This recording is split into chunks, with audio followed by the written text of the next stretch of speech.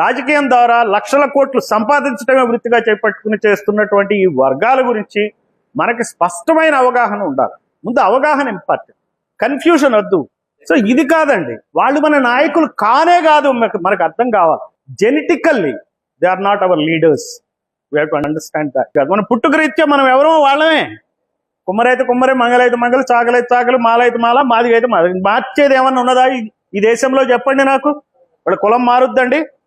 So జెనెటికల్గా మనం ఇదే, జెనెటికల్గా వాళ్ళు అదే. పొరపాటున జెనెటికల్గా మన వాళ్ళు అక్కడ పెళ్లి చేసుకున్నా మన కులం రాదు, వాళ్ళ కులమే వస్తుంది.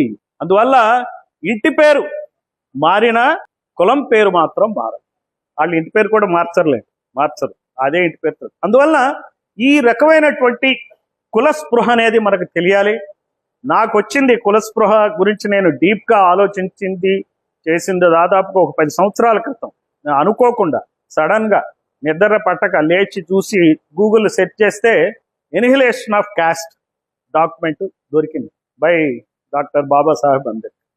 ఏంటి ఎన్హిలేషన్ ఆఫ్ కాస్ట్ అని చదువుకుంటా పోయా. నేను ఆల్మోస్ట్ ఒక నెలపాడు చదివా. మంచి డాక్యుమెంట్. ఈ రోజున ఈ రాజకీయాలు అర్థం కావాలంటే ఏ వ్యక్తి అయినా సరే ఆ డాక్యుమెంట్ చదవాలి. ఎన్హిలేషన్ ఆఫ్ కాస్ట్ అద్భుతమైన డాక్యుమెంట్. మన కర్మ ఏమొచ్చిందంటే, అంబేద్కర్ అనగానే ఎస్సీలకు సంబంధించిన ఆయన మనోడు కాదనుకుంటున్నాం. మన కర్మ అది మనకే నష్టం చేస్తుంది. మనోడు కాని వాడిని మనోడు అనుకుంటున్నాం, మనోడైన వాడిని మనోడు కాదనుకుంటున్నాం. రాజకీయం ద్వారా లక్షల కోట్లు సంపాదించడమే వృత్తిగా చేపట్టుకుని చేస్తున్నటువంటి ఈ వర్గాల గురించి మనకి స్పష్టమైన అవగాహన ఉండాలి. ముందు అవగాహన ఇంపార్టెంట్, కన్ఫ్యూజన్ వద్దు. సో ఇది కాదండి, వాళ్ళు మన నాయకులు కానే కాదు, మనకు అర్థం కావాలి. Genetically they are not our leaders. We have to understand that. మన పుట్టుకరీత్యా మనం ఎవరో వాళ్ళమే. కుమ్మరైతే కుమ్మరే, మంగళైతే మంగళ, చాకలైతే చాకలు, మాలైతే మాల, మాదిగైతే మాది. మార్చేది ఏమన్నా ఉన్నదా ఈ దేశంలో? చెప్పండి నాకు. వాళ్ళ కులం మారుద్దండి. సో జెనెటికల్గా మనం ఇదే, జెనెటికల్గా వాళ్ళు అదే.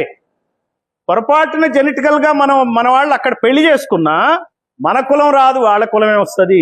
అందువల్ల ఇంటి పేరు మారిన కులం పేరు మాత్రం మారదు. వాళ్ళు ఇంటి పేరు కూడా మార్చరు, అదే ఇంటి పేరు. అందువల్ల ఈ రకమైనటువంటి కుల స్పృహ అనేది మనకు తెలియాలి. నాకు వచ్చింది కుల స్పృహ గురించి నేను డీప్గా చేసింది దాదాపుగా ఒక 10 సంవత్సరాల క్రితం.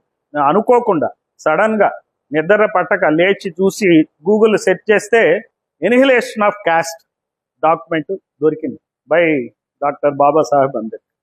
ఏంటి ఎన్హిలేషన్ ఆఫ్ కాస్ట్ అని చదువుకుంటా పోయా. నేను ఆల్మోస్ట్ ఒక నెలపాడు చదివా. మంచి డాక్యుమెంట్. ఈ రోజున ఈ రాజకీయాలు అర్థం కావాలంటే ఏ వ్యక్తి అయినా సరే ఆ డాక్యుమెంట్ చదవాలి. ఎన్హిలేషన్ ఆఫ్ కాస్ట్ అద్భుతమైన డాక్యుమెంట్. మన కర్మ ఏమొచ్చిందంటే, అంబేద్కర్ అనగానే ఎస్సీలకు సంబంధించిన ఆయన మనోడు కాదనుకుంటున్నాం.